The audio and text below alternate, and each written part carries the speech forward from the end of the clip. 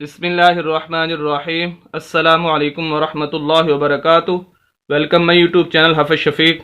मोअज़्ज़ज़ सामीन, उम्मीद करता हूँ कि सब खैरियत और आफ़ियत के साथ होंगे। अल्हम्दुलिल्लाह, सूरह अलक उसकी आयत नंबर 7 से आज हम शुरू करने जा रहे हैं। चंद आयात इसकी हम पढ़ेंगे। इससे पहले बाकी जो आयात है वो हम पार्ट नंबर 1 और 2 के अंदर पढ़ चुके हैं। हमारा मकसद आपके सामने चंद आयात पढ़ना ही नहीं होगा, बल्कि उन आयात से निकलने वाले तमाम उसूल ज़वाबित और तजवीदी कवानीन आप हज़रात के सामने रखेंगे, ताकि आप उन उसूल ज़वाबित और तजवीदी कवानीन को मद्देनज़र रखते हुए बकिया कुरान की सही तरीके से तिलावत कर सकें। और यही हमारा मकसद है। अगर आप 24 घंटे में से 7 से 8 मिनट निकाल कर हमारी वीडियोज़ को सुनना शुरू कर दें तो इंशाअल्लाह चंद दिनों के अंदर आप कुरान को सही तजवीज़ के साथ पढ़ना सीख जाएंगे, जो कि हर मुसलमान के लिए सीखना ज़रूरी है। और इसी के साथ साथ अगर आप ऑनलाइन या आपके बच्चे या कोई भी ऑनलाइन पढ़ना चाहता है तो अल्हम्दुलिल्लाह हमने एक ग्रुप जो है वो क्रिएट किया है व्हाट्सएप का, आप उसको ज्वाइन कर लें तो इंशाल्लाह हमारा जो क्लासेस हैं वो शुरू हो चुकी हैं। मैं डिस्क्रिप्शन के अंदर उसका जो लिंक है वो दे दूंगा, आप ज्वाइन कर लें उसको, तो इंशाल्लाह आप भी उस हमारे साथ शामिल हो सकते हैं। तो आइए आज का सबक शुरू करते हैं। अऊज़ु बिल्लाहि मिनश शैतानिर रजीम, बिस्मिल्लाहिर रहमानिर रहीम। सूरह अलक आयत नंबर 7। और ये देखिए, ये हमज़ा है, हम इसको मिलाएंगे रा के साथ, दरमियान में नून है, इसको नहीं पढ़ेंगे। यह कुरान के अंदर इस तरह के अल्फाज बहुत ज़्यादा इस्तेमाल होते हैं, इसका उसूल समझ लीजिए। यहाँ पर एक जगह समझ लेंगे तो इंशाल्लाह पूरे कुरान के अंदर आपको काम आएगा।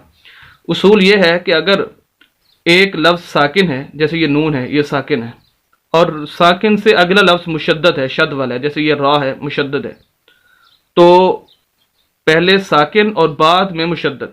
शर्त ये हो, पहले साकिन लफ्ज़ हो और बाद में मुशद्दद हो, शद वाला हो।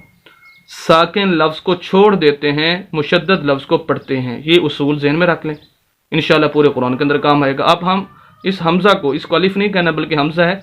अलिफ वो होता है जो हर हरकत से खाली हो, लेकिन जैसे उसके ऊपर नीचे कोई हरकत आ जाए फिर वो हमज़ा बन जाता है। तो इस हमज़ा को हम मिलाएंगे रा के साथ, तो नून को दरमियान से छोड़ देंगे। और रा, अगर हम इसको नून के साथ मिलाएं, हमज़ा को नून के साथ, अब नून के ऊपर नीचे कोई ऐसी हरकत नहीं है कि हम उसको फिर रा के साथ मिलाएं, क्योंकि रा मुशद्दद है। और शद का उसूल यह है कि शद वाला लफ्ज़ 2 मरतबा पढ़ा जाता है, एक मरतबा पिछले लफ्ज़ के साथ मिलकर और दूसरी मरतबा खुद उसके ऊपर नीचे कोई हरकत होती है।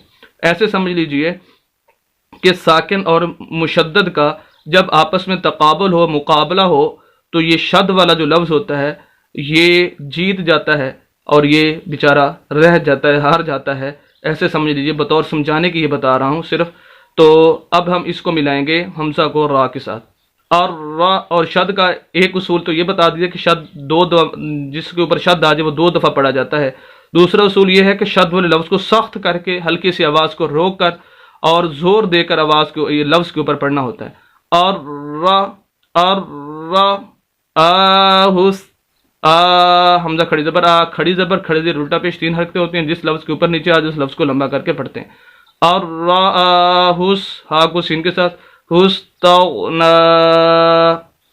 और हुस्तगना, नून के ऊपर खड़ी ज़बर है, इस वजह से नून को लंबा कर रहे हैं। वक्फ की हालत में भी ऐसे ही इसको पढ़ेंगे। अगर उसके आखिर में छोटी ये आ गई है, जैसे यहाँ पर ये है या जिसको हम बोलते हैं, तो ये या आने की वजह से वक्फ की हालत में भी ऐसे ही पढ़ा जाएगा, खड़ी ज़बर उसकी पढ़ी जाएगी पूरी आयत। और नेक्स्ट आयत है आयत नंबर 8। एक लफ्ज़ यहाँ पर है और इसका बाकी हिस्सा नेक्स्ट पेज पर है। हम ये लफ्ज़ यहाँ पर पढ़ लेते हैं। इन्ना, हमज़ा को नून के साथ, और नून के ऊपर हमने गुन्ना करना है, शद भी है, सख्त करके भी पढ़ना है, आवाज़ को रोक कर भी पढ़ना है, 2 मरतबा भी पढ़ना है। तो ये सारे उसूल पाए जाएंगे। और यहाँ पर गुन्ना, नून मुशद्दद और मीम मुशद्दद, ये 2 लफ्ज़ ज़हन नशी कर लें कि जब भी इनके ऊपर शद आ जाएगी, नून के ऊपर या मीम के ऊपर, इन पर हमेशा गुन्ना होता है। गुन्ना कहते हैं नाक में आवाज़ ले जाने को। तो यहाँ पर देखें, इन्ना, इन्ना, बाकी इसका जो हिस्सा है वो नेक्स्ट पेज पर है। चलते हैं नेक्स्ट पेज के ऊपर। हम आ चुके हैं नेक्स्ट पेज के ऊपर। पीछे हमने पढ़ा था इन्ना इला, लाम के ऊपर खड़ी ज़बर, लाम को लंबा करेंगे, आगे या है खाली, या नहीं पढ़ेंगे। इला रब्बिका, रब्बी शद है, सख्त करना है, 2 मरतबा पढ़ा जा रहा है। बा सख्त करके पढ़ेंगे, आवाज़ को रोक कर, लफ्ज़ के ऊपर जोर देकर। रब्बी, रब्बी कर, काफ को रा के साथ मिलाएंगे। और दरमियान में अलिफ और लाम है, खाली या नहीं पढ़ना। जितने भी लफ्ज़ खाली दरमियान में आ जाएं, यहाँ पर सिर्फ 2 हैं, बाज़ दफ़ा 3 और 4 तक भी आ जाते हैं खाली लफ्ज़, चाहे 1 हो, चाहे 2, 3, 4, जितने भी लफ्ज़ खाली हों, ज़्यादा से ज़्यादा 4 होते हैं। जितने भी लफ्ज़ खाली हों, दरमियान में हरूफ खाली हों यानी, तो उनको नहीं पढ़ा जाता। इस वजह से हम अलिफ और लाम को नहीं पढ़ेंगे, काफ को डायरेक्ट रा के साथ। रब्बिकर रुज रुज आ, यहाँ पर कलकला करेंगे, रब्बिकर रुज आ। कलकला क्या है? 5 हरूफ के ऊपर होता है। कौफ 2 नुक्तों वाला, तो और ज़ा यानी तोहिन ज़ो जिसको हम बोलते हैं, कौफ तो जीम दाल और बा। अगर हम इनको इकट्ठा करें तो इनका मजमुआ बनता है कुतुबुजद्दीन। कुतुबुजद्दीन ये याद रखने का एक आसान तरीका है। तो इस लफ्ज़ को याद रखेंगे तो 5 हरूफ याद हो जाएंगे। तो बहरहाल ये 5 हरूफ साकिन हों, जैसे यहाँ पर जीम साकिन, ये साकिन की अलामत, जैसे यहाँ पर जीम साकिन है। जब भी ये 5 हरूफ साकिन होंगी तो इनकी आवाज़ को हिलाकर पढ़ना होगा, इसी को कलकला कहा जाता है। अब जैसे यहाँ पर हम पढ़ रहे हैं रब्बिकर रुज रुज, अगर कलकला न करें रब्बिकर रुज आ रुज, आवाज़ को रोक देंगे, लेकिन कलकला क्योंकि ज़रूरी है यहाँ पर। रब्बिकर रुज आ, आइन के ऊपर खड़ी ज़बर, इस वजह से आइन को लंबा करेंगे और वक्फ की हालत में भी ऐसे ही पढ़ेंगे। तो पूरी आयत हमारी हो जाएगी। पिछला लफ्ज़ एक इन्ना इला रब्बिकर रुजआ। नेक्स्ट आयत नंबर 9, अराअयतल्लज़ी,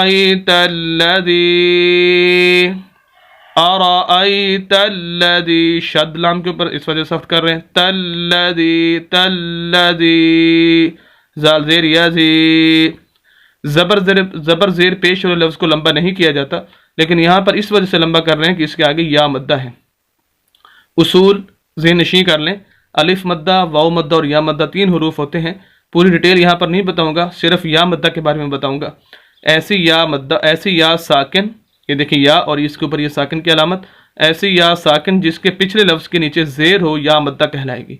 पूरे कुरान के अंदर जहाँ भी ये उसूल पाया जाएगा वो या मद्दा होगी, और ऐसे लफ्ज़ को लंबा करके पढ़ेंगे कि या साकिन हो, पिछले लफ्ज़ के नीचे ज़ेर हो, जैसे यहाँ पर है अल्लज़ी अराअयतल्लज़ी यन्हा यन्हा, हाँ के ऊपर खड़ी ज़बर, हाँ को लंबा करेंगे। वक्फ की हालत में भी ऐसे ही पढ़ा जाएगा, यन्हा। पूरी आयत अराअयतल्लज़ी यन्हा।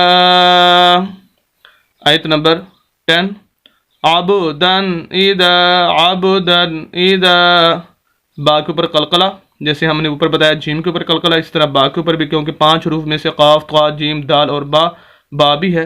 अब यह कलकला है, अगर कलकला नहीं करेंगे तो हम पढ़ेंगे आब, जो कि दुरुस्त नहीं है।